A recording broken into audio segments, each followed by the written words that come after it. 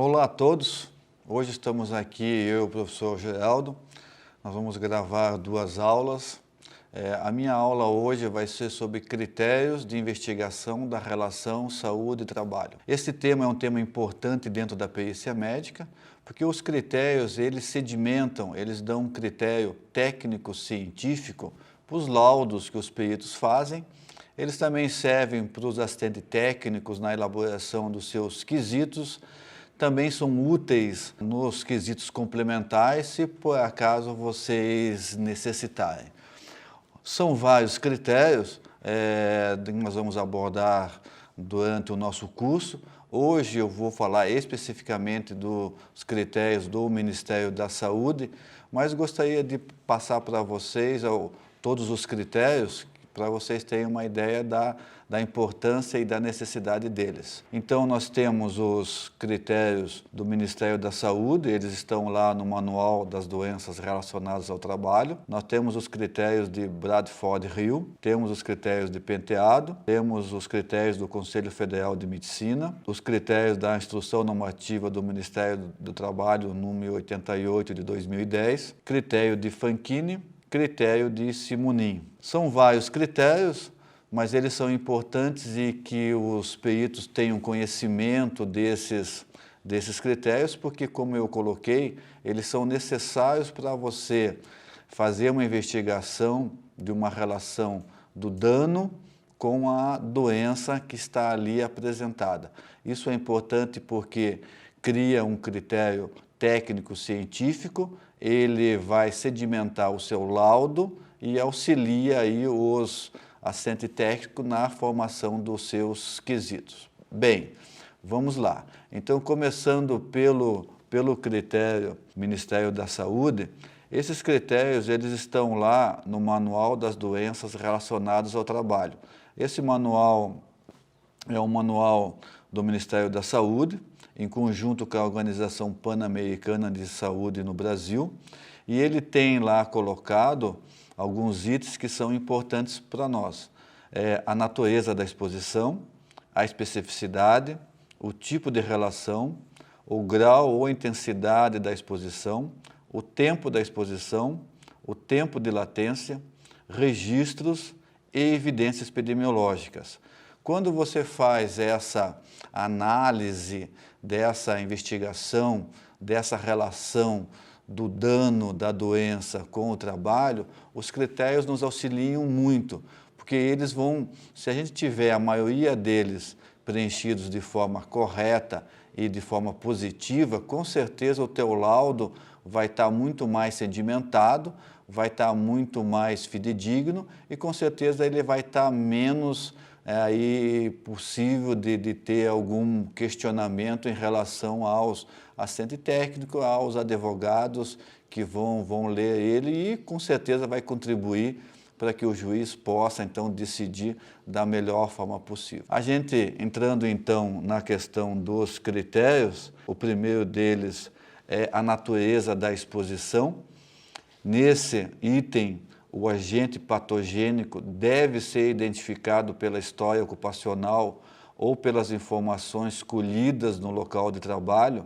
Então, você, quando analisa uma situação, você tem que ter o agente patogênico presente no ambiente de trabalho. Um exemplo, se eu estou avaliando uma situação de perda auditiva, eu tenho que ter o ruído presente no ambiente. E esse ruído tem que estar lá acima dos seus limites de tolerância para que eu possa realmente fazer essa relação daquela perda auditiva com o ruído presente no ambiente de trabalho. Um outro item que também é importante para nós é a especificidade da relação causal e a força da associação causal. Neste item, então, o nosso agente patogênico ou o fator de risco, no caso o ruído, o quanto que ele está contribuindo de forma significativa para o fator causal da doença.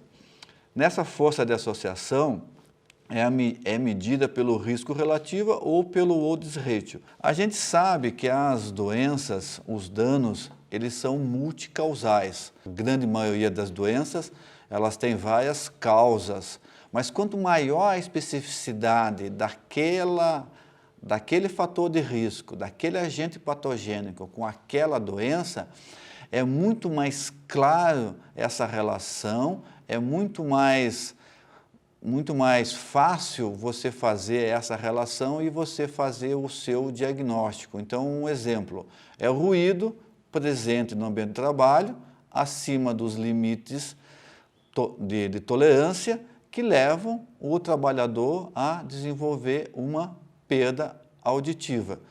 Um outro exemplo que fica um pouco mais difícil a especificidade são a depressão no ambiente de trabalho.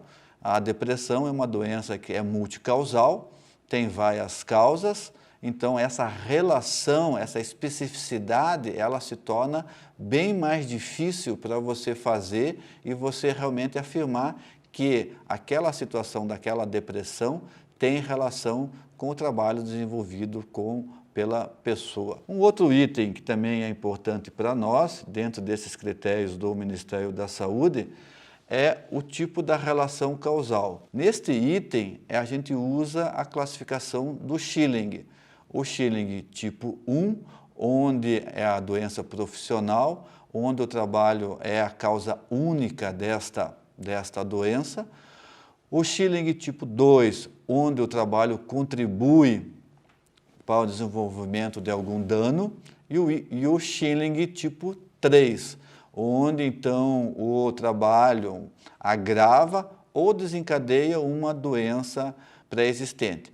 Isto é importante porque caracteriza com certeza o tipo de relação daquele dano com a doença que a pessoa está apresentando. Então, o Schilling tipo 1, um exemplo é a PAIR, a perda auditiva, que é uma relação muito clara, onde o ruído presente no ambiente leva o trabalhador a desenvolver uma perda auditiva. O Schilling tipo 2, um exemplo é a varize de membro inferior, naqueles trabalhadores que ficam em pé muito tempo, parado por um longo tempo, onde o trabalho contribui então para esse desenvolvimento. E o Schilling tipo 3 são as doenças alérgicas e as doenças mentais. Aqui neste item tem uma situação bem importante, que é a situação da concausa. Normalmente a concausa, e a gente encontra isso muito nos laudos que os peritos médicos acabam emitindo, normalmente a concausa é o Schilling tipo 2 e o Schilling tipo 3. Então é importante a gente ter muito claro isso, como é que isso se dá, porque em cima desse laudo de concausa desse colega médico perito, a gente pode questionar de várias formas, colocar quesitos complementares para que ele explique isso de forma mais clara, como é que isso acabou ocorrendo. Com certeza nós devemos ter uma aula específica de concausa, mas isso será na sequência. Um outro item que também é importante aí nesses critérios do Ministério da Saúde para a identificação da relação da doença e do dano com o trabalho é o grau de intensidade da exposição. Se esse grau de intensidade ele é compatível com a produção da doença. Aqui nós temos que analisar a relação dose-resposta. Quanto mais exposição ao fator de risco, maior a chance de adoecer ou maior a gravidade da doença. Então, nesse caso, voltando lá no exemplo do ruído, então, quanto de ruído nós temos no ambiente de trabalho? Qual é o grau deste ruído? Qual que é a intensidade dele? Quanto que você mede de decibéis a intensidade? Se ele está acima dos limites de tolerância dentro desse ambiente de trabalho e quanto que isso é possível de estar realizando, então, ou causando uma doença no nosso trabalhador.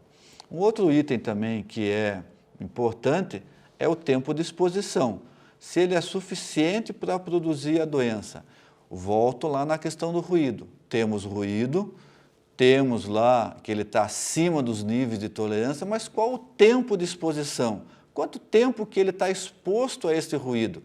Ele está exposto nas 8 horas durante o dia? Ele está exposto a 1 hora por dia?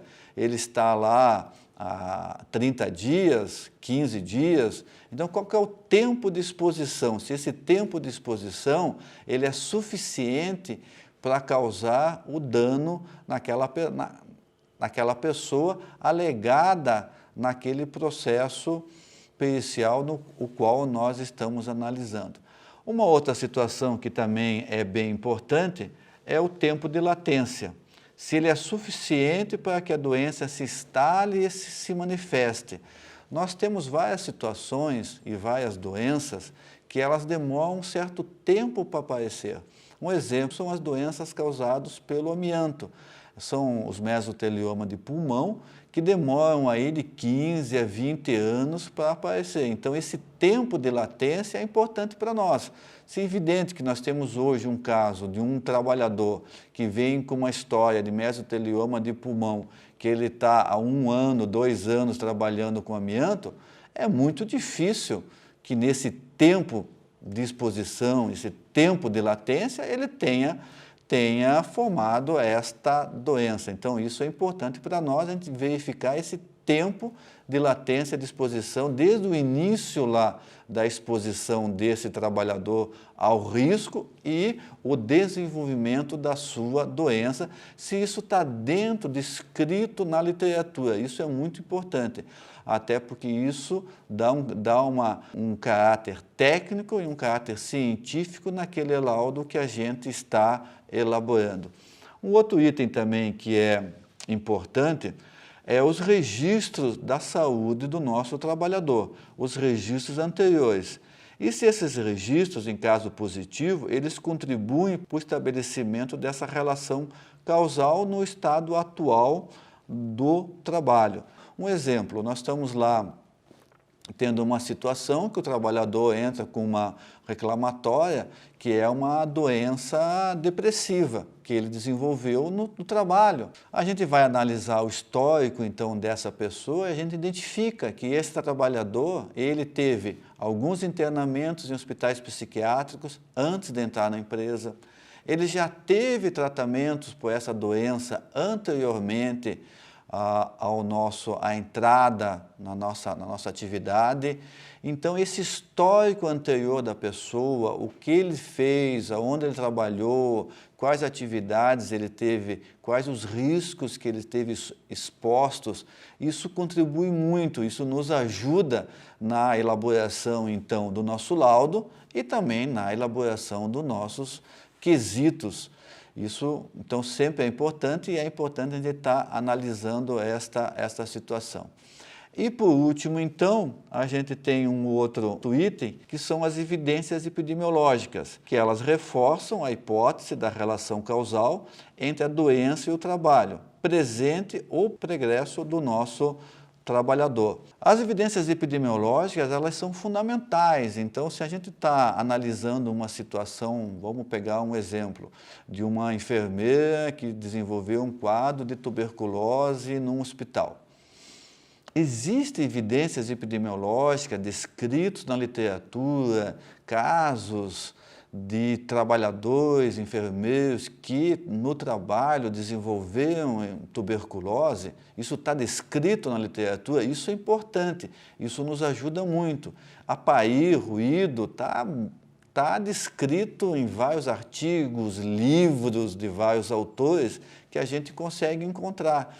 Esse fundamento epidemiológico, esses artigos, esses materiais, eles são importantes para que a gente fundamente a nossa decisão, o nosso laudo. E também é importante até para o assistente técnico também na formulação dos seus quesitos. Ele pode utilizar isso no questionamento para o perito em relação àquela doença que ele está analisando.